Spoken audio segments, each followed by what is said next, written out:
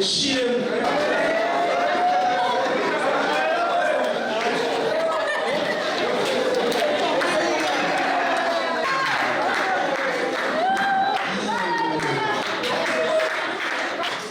niba hari ngo ni Yesu atakubiswe yasire azasubire ku musaraba bayikubita n'ubishobora mukobwa wiyahuye kwa makusa ni gute uwambuwe n'uwazi ntata ingata se murayizi noneho rero ngiye kubambura kuko muranzi Yesu ashimwe cyane. Ngaho dusomere frere Abefeso 4:21 ngeze 25. Harimo zikora abantu turi kumwe hano batazajya mu ijuru ariko si wowe ikindi kikunanira kwiyambura umuntu wa kera kikakunanira uza mu rusengero birangana no kujya kwa makuza ukajya muri etaje urenge mu ya kangahe ya kane ukajya mu ya gatandatu reba kumuwa haleluya ikintu cyangiza haleluya ntabwo ari ikintu kiri mu muntu ahubwo ikintu cyangiza ni mumbabarire murebe kuntu uyu muntu mu kanya gato hejuru y'imyambi ibiri reba ko nahindutse arakobanye atayisura atangiye kuvugana uburakari atangiye kuvugana umushinga atangiye kuvuga atangiye guhemeka iminwa nta kintu atakora uyu muntu bijyanye n'icyo yabitse muri we haleluya zimwe nutamusinyira tumara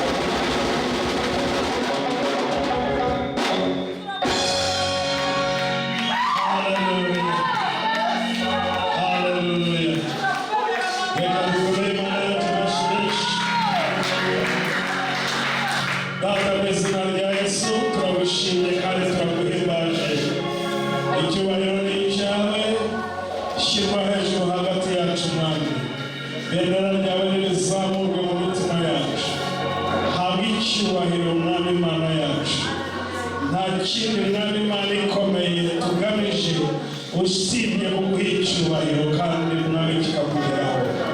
Akira rero imitima yacu ntabwo ya mama uhimbaza kubera hano mwami imitima ikinguye hano mwami muzima turamusaba kugira ngo ineza z'umutima wawe nawe uduhe ijambo ryawe rizima. Ndasaba kugira ngo ijambo ryawe tugiye kumva ivume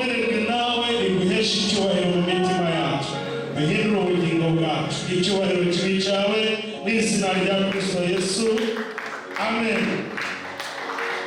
Haleluya. Amashyi ku mwami wacu.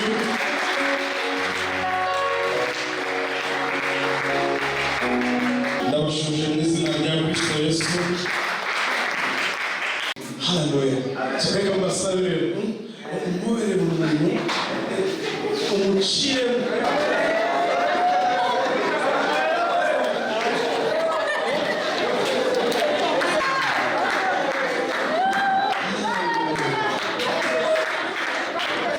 Yesu arabakunda. uje hano ugakubitana n'iyi presence y'Imana, ugakingura umutima wawe, ugakubitana no kuguhimbaza, ukumva ijambo ry'Imana rikugira hano. N'uyu uzagenda ntawe uzakumaze. Hagira umuntu usomera muri Matayo 15 mu gihe barimo badusomera. Ndi busabe abasore n'imbaduko banzane n'imeza bayitereke hano.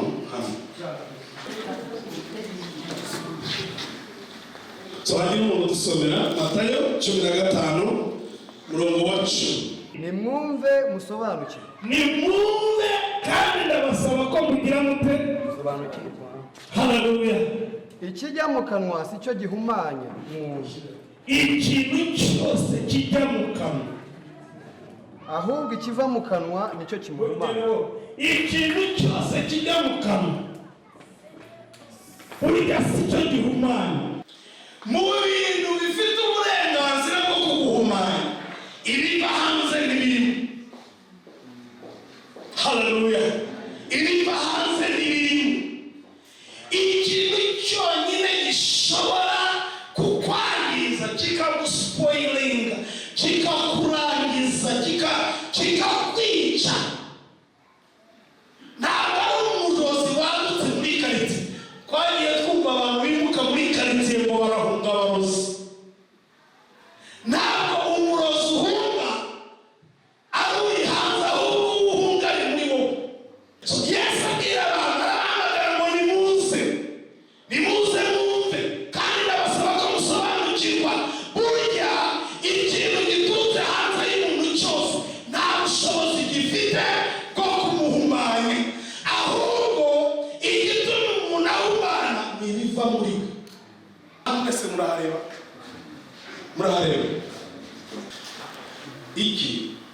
iyi ni essence. Ngiye kuyisuka muri aka kantu. Uyu ni umuntu, sibyo? Urabyumva? Uyu ni iki? Ni jyewe. Reka mvuge ngo ni jyewe. Ndashaka kubereka ko ikintu kiri mu muntu nicyo kimuhumanya kuruta ikivuye hanze. Uyu ni nde? Ni musonera. Uyu ni jyewe.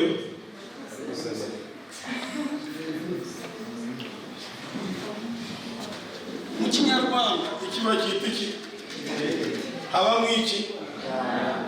Bibiliya ikavuga ngo mutware kwizera nk'ingabo ikingira igituza cyayo, ngo kuko niko muzazimisha imyambi ya wa mubizi igira ite yaka umuriro. So mwibuke ko uyu ari nde? Ari jyewe. Uyu akaba ari nde? Noneho rero musome jyewe, ikibitse muri jyewe, icyo nashyize muri jyewe, icyo nahisemo kwibika muri jyewe, nicyo kiri muri jyewe. Ni essence, sibyo? Musonera we n'amazi. Bibiliya ikavuga ngo abamwizeye isoko y'amazi y'ubugingo ntabwo izatemba ijya mu nda zabo, ahubwo izatemba iva. Haleluya. Abamwizeye bose bakemera izina rye, bakaba mu ijambo rye, ijambo ryayo rikaba muri bo. Haleluya. Haleluya.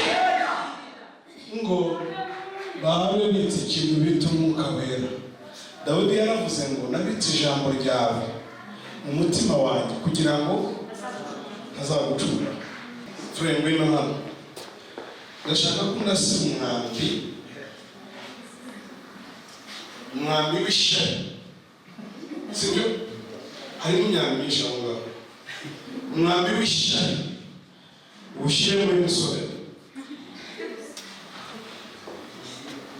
shyiramo waka. Umwambi w'ishyari ugenze gute? Haleluya! Umuntu wese ubitse ubutunzi buzima muri we, iyo arashumambi w'ishyari urashima ntacyo umutwara, nta ntacyo ushobora kumugiraho, kuko iyo ugeze muri we awuzimisha ubutunzi buri muri we. Ikintu cyatumye Yesu atsinda Satani mu butayu, Satani yazanye umwambi wo kwishyira hejuru, Yesu azana ijambo ry'Imana arawushima. Ndasira umwambi w'amagambo uwushyire muri musore.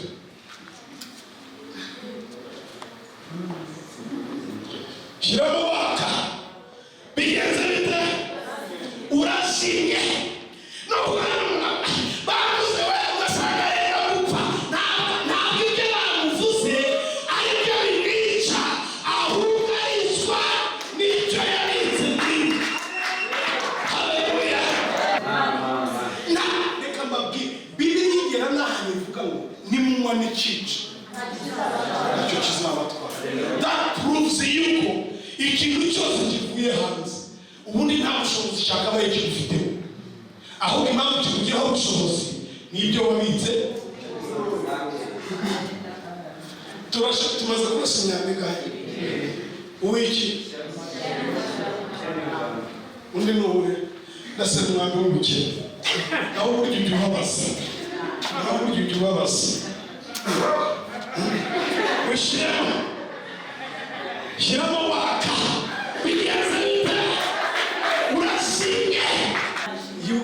Ntabwo umuntu uciriritse ku buryo ushobora kwicwa n'ikintu icyo ari cyo cyose. Umuntu yaravuze ngo niba ubayeho kubera uko abandi babihisemo, niba kwanga uzapfa. Numvise wa mukobwa wiyahuye kwa Makuza. Ni gute ufata ubuzima bwawe ukabwatacinga ku bwa Fred, ukumva ko Fred niba kuretse nawe upfuye, ninde wo kubeshya? Ikintu ubitse muri wo nicyo kigufiteho ubushobozi. Undi mwambi ujya ukunda kugora abantu b'Imana uburwayi. Haleluya! Umwambi w'uburwayi bababaza, ariko iyo ugeze n'umuntu wizera bigera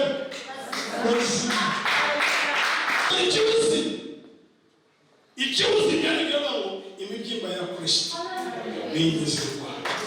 Niba hari inkoni Yesu atakubiswe, yasire azasubire ku musaraba bayimukubita, kuko yavuze ko imibyimba yaje kunkiza indwara zose. Haleluya! Noneho uburwayi bwaza bukakujyana mu bapfumu, bukakujyana bukakugaragura. Ariko reka mbabwire, umukecuru yatubwiye ngo nanjye nzapfa. None se ninde utazapfa? Ninde utazapfa? Kuki uburwayi bwakugaragura? Igituma bukugaragura icyo bitse uwambuwe n'uwazi ntata ingata. Se murayizi? Noneho rero ngiye kubambura kuko muranzi. Yesu ashimwe cyane. Ngaho dusomere Fred Abefeso 4:21 ngeze 25. Niba mwaramwumvise mukigishirizwa muri we ibihura n'ukuri ko muri Yesu, bibabwiriza iby'ingeso zanyu za kera ko mukwiriye kwiyambura umuntu wa kera uheneberezwa no kwifuza gushukana, mugahinduka bashya mu mwuka w'ubwenge bwanyu, mukambara umuntu mushya warebewe ibyo gukiranuka no kwera bizanwa n'ukuri nk'uko Imana yabishaka. Haleluya! Ndekerera ngaho ubujyanye bugende hari umuntu wa kera twari dufite. Urabyumva? Hari umuntu wa kera twari dufite nguhenerezwa no kwifuza no gushukana kw'isi. Uwo muntu arahari. Jewe nari nambaye ubusinga, niyo yambaye ubuki. Urabizi uwo wari wambaye. Ariko ikintu kibabaje kandi kizatuma upfa, kizakwica, nuko uzaza ahantu ukwiye kwiyamburira umuntu wa kera ntiwemere kumwiyambura. Reka mbabwire, hari ibintu Imana izakora, ariko hari n'ibyo tugomba gukora. Haleluya. Ikintu bita attitude, ikintu bita imyumvire, ikintu bita amatwara, ntabwo Imana igikora. Iguha option, ikaguha ijambo ryayo, ikaguha ibitekerezo ugahitamo. Iyo uje hano ugahitamo gukomeza wambaye umuntu wa kera, uguma uri umuntu wa kera, niwe wa muntu ugwa no mu rusengero. Hari muzi ko hari abantu turi kumwe hano batazajya mu ijuru, ariko si wowe.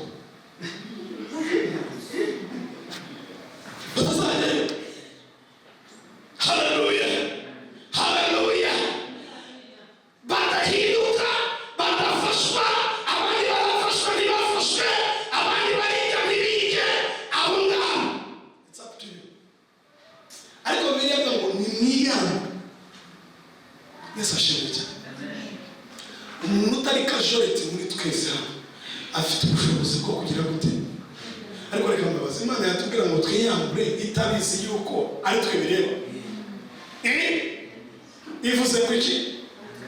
Mwiyambure umuntu wa kera wihenerezwa no kwifuza. Haleluya. Ariko ntabwo ari ukwiyambura ngo muguma ngo nimurangiza mwambare. Haleluya, haleluya. Aho rero nabwira, niba uza hano utiteguye kwiyambura, haleluya, n'ukwiyambura kura. Niba uri umunyeshari, iyambura ishari. Niba iwanyu muri abo hari abantu cyane bagiraga ubugome, baravuga bati kwa runaka abahungu baho niyo yaba afite ibirango bya Fred akamutega akagukubita inkoni mu mutwe n'umenya aho uko bigenze. Ariko ibyo byari hanze. Hano mu nzu y'Imana hari abana b'Imana, hari abantu biyambuye umuntu wa kera, hari abantu bambaye umuntu mushya. Haleluya. Hari abantu bafite attitude nshya, hari abantu bafite imyumvire mishya. Iki ni kikunanira kwiyambura umuntu wa kera, kikakunanira uza mu rusengero, birangana no kujya kwa makuza ukajya muri etaje urenge mu ya kangahe, ya kane ukajya mu ya gatandatu. Haleluya, haleluya. Twiyambure. Ntabwo ukwiye kuba muri uru rugendo utiyambura. Uru rugendo n'ubwo guhinduka, n'ubwo abantu bahindutse, n'ubwo abantu bavuye mu moko yabo binjira mu bwoko bumwe, ariko bwa Kristo bwo kubaha Imana no kuyishaka. Haleluya. Ibindi rero ibyo kuvuga ngo bamvuze, ibyo kuvuga ngo baranyanze, reka mbabwire, wari uzi ko udafite uburenganzira, nta n'ubushobozi ufite bwo kugenda icyo gutekerezaho? Urabizi? Ushatse nagutekereza nk'umurozi. Ibyo bintu ntabwo ufite, ntabwo ubishoboye kubishyiraho. Nta n'ibyo ushyira, ibyo ntibirimo. Ushatse nagutekerezaho ko Pawulo arana bavuze ngo kera niko twatekerezaga Kristo. Ngo ariko twarabiretse. Ariko hari ikintu ushoboye kushira, hari ikintu kiri mu bushobozi bwawe. Ni iki? Haleluya. Niba udafite ubushobozi bujera icyo gutekereza, ufite ubuhe bushobozi?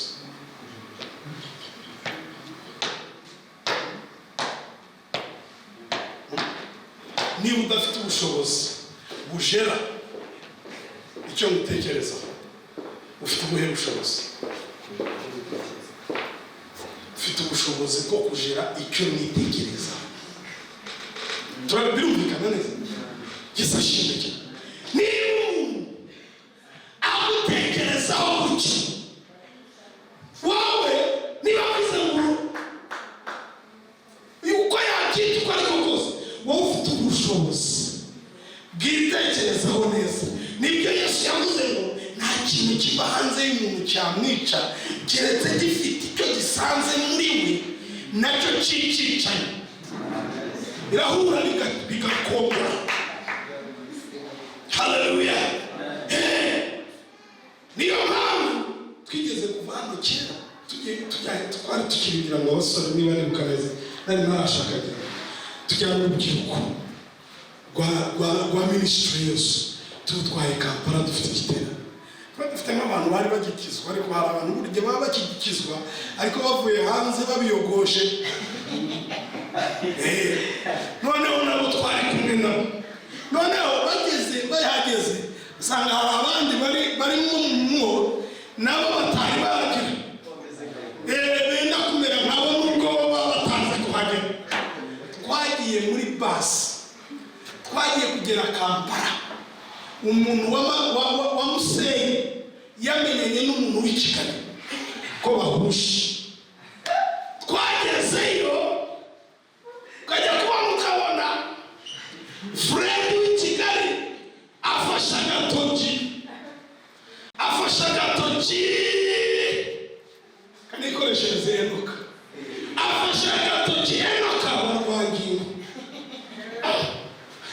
ko mubona ubu ngubu bigenze bimumenyanye mutemuhuje.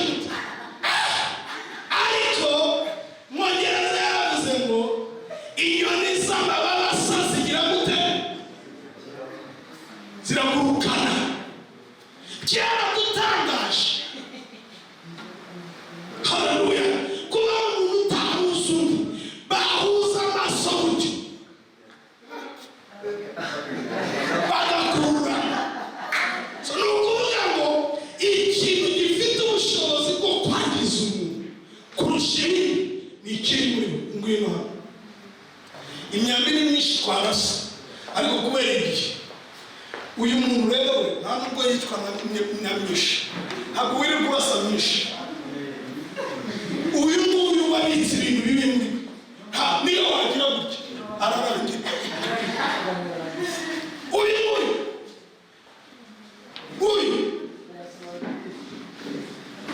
apfa yitwa n'ikibonetse cyose. Ni wa muntu uhana ibikomere ahantu hose, ni wa muntu warangiye. Ariko nababwiye ngo mwemere ngire mbambure, sibyo? Niyambura umuntu wa kera.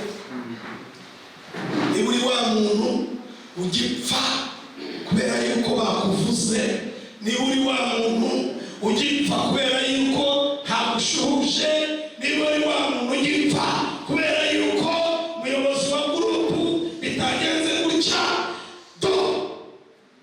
Ikibazo ni ibyubitse muri bo. Kandi ubu njya nunagwabwira ubutumwa ni original. Ubundi mwari mukwishyura, ubundi ubutumwa bwishyura. Iyi ni concentration, ni concentration ku rwego rwo hejuru. So nanashyizemo n'amafaranga yanjye. Haleluya.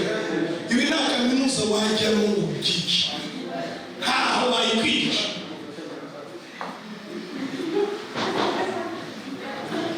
So nubifata rero ko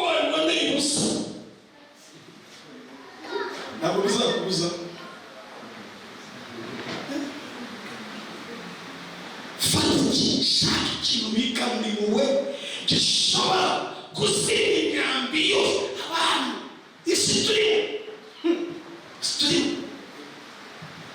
turimo ufite ibintu byinshi ariko ikintu kizakureba ni kimwe n'icyo wabitse muri wowe ijambo ry'Imana riri muri wowe kwizera kuri muri wowe kwihangana kuri muri wowe ariko ibyo byose bibyarwa n'ikintu bita umwuka wera udafite umwuka wera umuntu azasirimba hano asirimbe agenda agera hariya nujya kureba hariya dusohoka dutaha nujya kureba mu muryango hari usanga yawe fesi wowe ndahoze mbona basimbaga ariko barameze ndabwira usobanura muri musenge wabwishwana buri kintu cyose uko wari wambaye byangushije ntabwo wagushijwe n'uko yari yambaye ahubwo wagushijwe n'iko wambaye wowe muri wowe cyane rwose. Amen. ariko buriya bavugaga ni none se buriya kumbwirira hariya iyo ujyana iruhande ukambwira ntabwo ikikwica aribyo yavuze ahubwo ikikwica ni uko twigeze kuba turi mu ishuri rya Bibiliya cyangwa umushumba barabyibuka noneho umuntu hari umupasitori yari afite ibibazo mu itorero tutazi kugeza n'ubusimbizi noneho abantu twarimo twigisha abantu barimo bigisha arangije arahaguruka yenda gufata amaguru uvuga ibyo bintu muvuga n'ibi aratungana arakara tugiye gukurikirana dusanga mu by'ukuri yaketse ko ibivugwa ari ibyo mu itorero rye abantu bazanye aho ngaho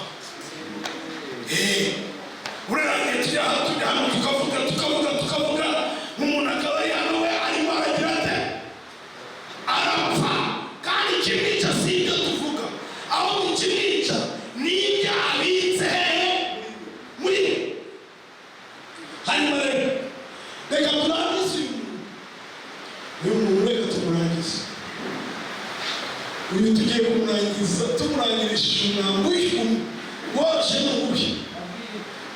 n'ububi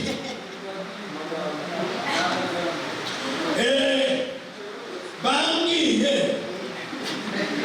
isiko bambwiye ko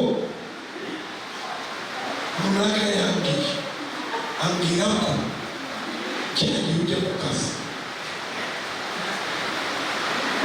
wagiye utagiye ku kazi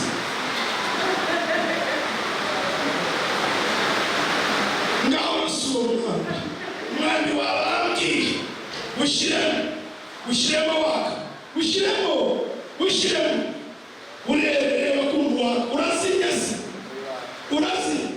reka uzurebe shyiramo undi w'umuntu we yarabaga kubwira ati dore uko usa ariko urasutse reba kumva waka haleluya ikintu cyangiza haleluya ntabwo ari ikintu kiri mu muntu ahubwo ikintu cyangiza ni mumbabarire murebe kuntu uyu muntu mu kanya gato hejuru y'imyambi ibiri reba ko ntahindutse arakobanye ataye isura atangiye kuvugana uburakari atangiye kuvugana umushinga atangiye guhemeka iminwa nta kintu atakora uyu muntu bijyanye n'icyo yabitse muri we haleluya zimwe nutamusinya aratumara uyu yabamara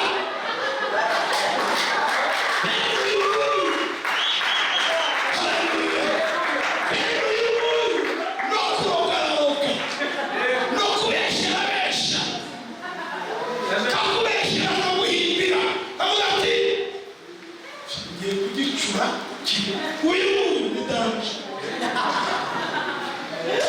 ariko icyo bivuga Yesu ashimwe cyane.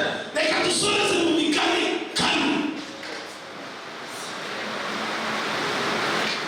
Haleluya, haleluya. Imana icyubahiro cyinshi, Imana amashyi.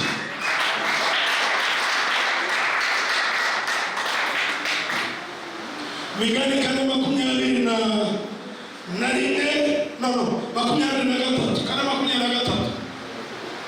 aravuze ngo rinda umutima wawe kuruta ibindi byose birindwa kuko ariho iby'ubugingo bikomokaho. Migani ikavuga ngo niba uzi kubintu nturinde ikintu, nturinde ibyo bakuvugaho. Buriya hari ikintu tugerageza gukora n'itorero natwe tugerageza gukora, tukavuga reka dukore gutya ejo abantu batazatuvuga gutya, reka tugire gutya ejo abantu batazatuvuga gutya, ariko ntibibabuza kutuvuga. Urabyumva? Ntibibabuza kutuvuga. Munacaho akabareba akavuga dore uko kireba. Nk'ubu naba bahagaze imbere aho ushatse kundeberamo iyo ari yo yose uwayineberamo. Ukayineberamo kandi ukaba ufite ibimenyetso. Haleluya. Ariko ngo niba uzi kurinda, wirinde umutima wa mugenzi wawe, wirinde uwo musengana, wirinde umutima wawe. Kuko ikintu bita kubaho ntabwo kiva hanze y'umuntu, kiva mu muntu. Haleluya. Ntabwo ubukene bwagira imbaraga zica umuntu, ntabwo indwara zagira imbaraga zica umuntu, keretse umuntu utarinze umutima we. Bibiliya ikavuga ngo rinda umutima wawe kuruta ibindi bintu byose bibaho birindwa. Urinde kuruta konti yawe, urinde kuruta akazi kawe, urinde kuruta inzu yawe, urinde kuruta sheri wawe, urinde kuruta ikintu icyo ari cyo cyose. Kuko niba uri umuntu ushaka kubaho, naho kubaho bizaturuka. Kubaho ntabwo bituruka mu cyo washyizwemo, ahubwo kubaho bituruka mu cyo wabitse. Torero ry'Imana, haleluya. Nimureke tuba abantu bazi kubika ibintu bizima muri twebwe.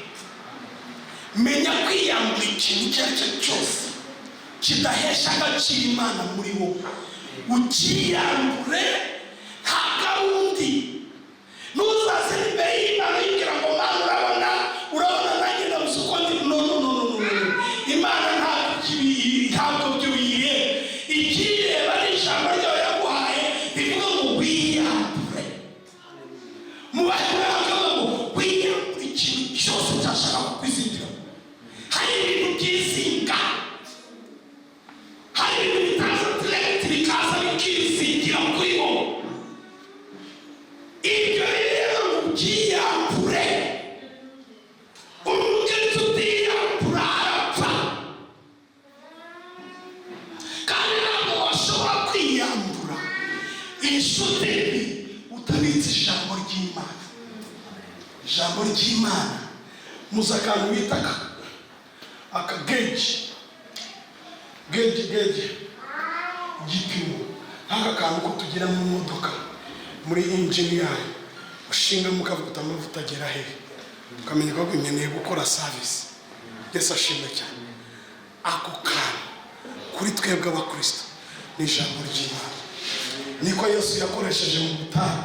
Satani aramureba, areba agenda yitega maze iminsi 40 atarya n'amajoro 40, aje avuga ati reka mufatirane. Uzi ibintu bishaka kudufatirana n'ubukene, uzi ibintu bishaka kudufatirana n'indwara, uzi ibintu bishaka kudufatirana n'ubushomeri, uzi ibintu bishaka kudufatirana n'ubusiribate, uzi ukuntu bingana. Abona yitega aragata ndakubona none uranshishira. Arangije araza amubwira ati ariko sinjya nuvuga ko umwana w'Imana ubwo kandi uri hano urihimbariza, urimo urahimbaza uri muri bya bindi kandagira Satani jira rero rimwe kabiri gatatu murakaza kugenda sinjya no kuvuga ngo umwana w'Imana yego cyane ko bimubera siga umwana w'Imana niyo nzara yose ntubona abandi ko bari ntubona abandi ko bahaza ntubona abandi ko bambaye ntubona abandi ko biga ntubona abandi ko bafite amakuru nta kintu kizaba bitwara ivuga rukuru ariko ivuga rukuru kandi runaka turanga kandi runaka twarika ejo umuntu yaranyatatse none aranyatakana awe usufeke yanyatatse yageze arebe y'abana bafite thanks pastor twashatse gusa ati bakaba bafite umwana w'imyaka 20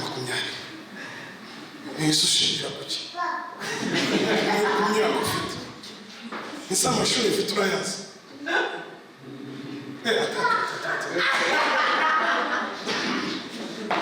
urabyumva mbese niba waramutse mu rutoki gatera kongera mugashakana n'undi mutujuje n'imyaka ikigererane genda baje kwiga baza guca mu nzira nyazo ndasaba ndabashiri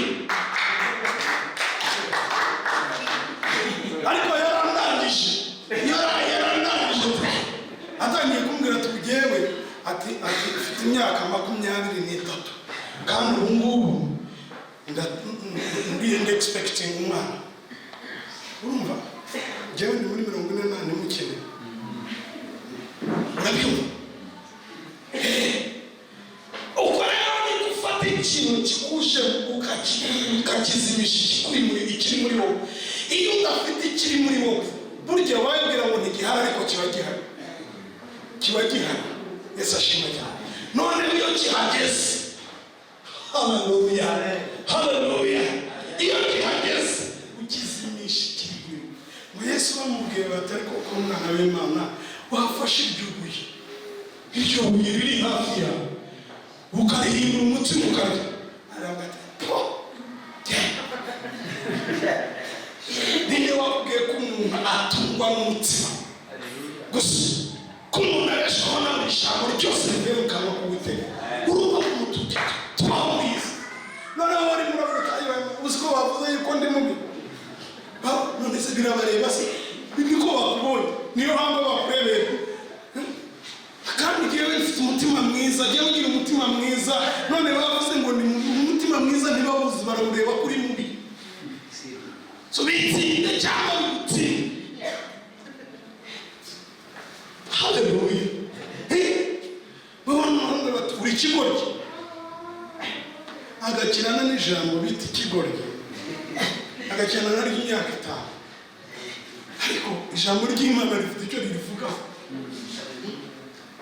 ikibazo kirimo n'icyo babitse muri wowe haleluya ikibazo itorero dufite uyu munsi ni abantu badafite ikintu babitse muri umuntu yaje kugukongeza urafatwa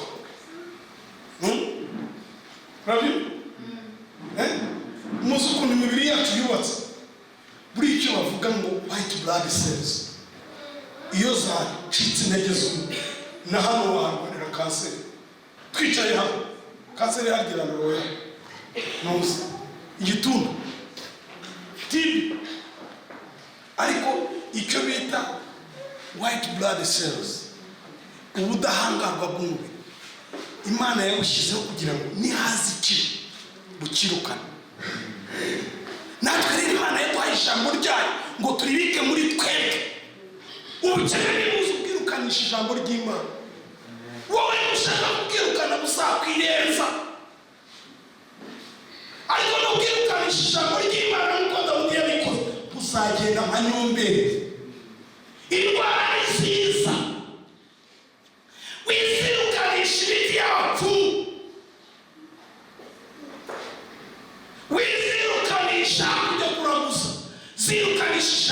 ry'Imana niko zizagenda.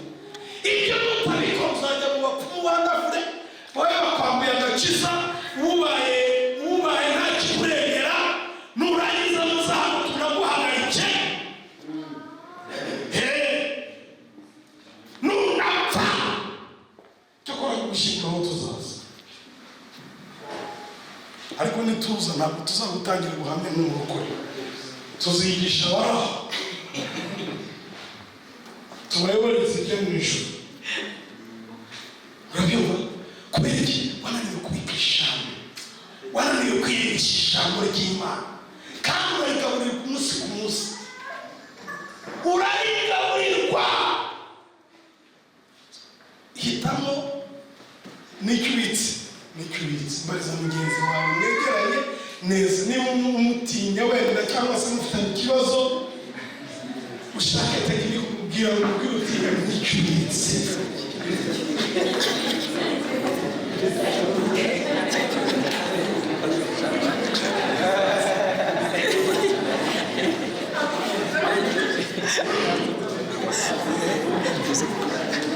Haleluya, haleluya. So ikibitse nicyo kizane nako ukugiye kubaho. Abantu bashobora kugiraho plans zitandukanye, ariko hari ikintu kimwe tuzi neza twese, Bibiliya ivuga imigambi mbafitiye si mibi ni myiza. Ibyo nicyo tuzi. So ibyo abantu bakugambiriraho, ibyo abantu bagira gute, I don't care. Ibyo bibaho ni kimwe. Uwiteka yaravuze ngo ibyo angambiriraho ni byiza. Yaba ari shenga wawe waje akakureba mu maso akakubwira ureba ngo rero bazi kushitinga, kaza akakureba mu maso ati shere rwose ndabishyiramo mu Rwanda ndakunda, reka tubireke umusezere n'ukuri reka musabe umugisha. Ibyo ntabwo wabishobora utabitse, ntabwo wabishobora, ntiwabishobora. Nigeze guhura n'umukobwa arira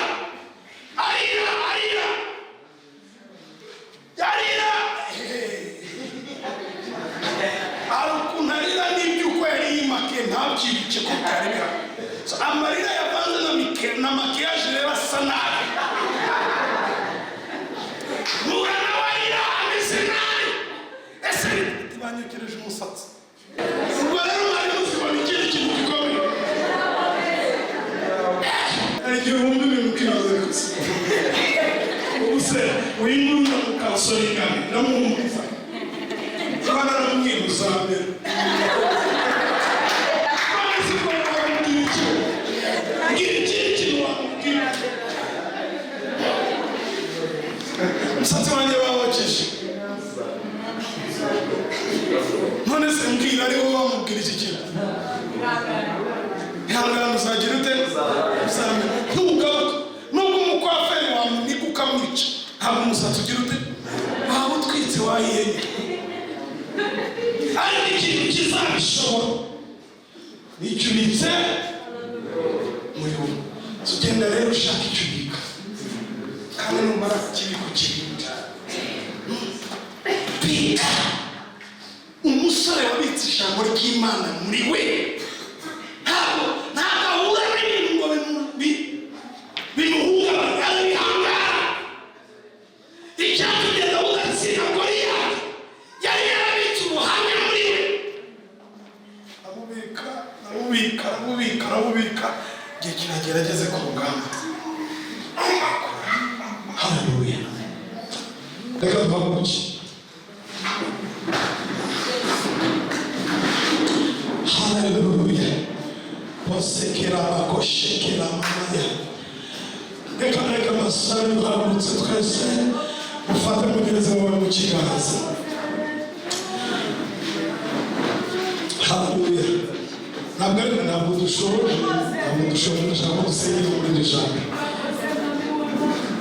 Minota mike ndashaka gufata iminota 3-4 tugasenga Mana uyu muntu ufashe mu kiganza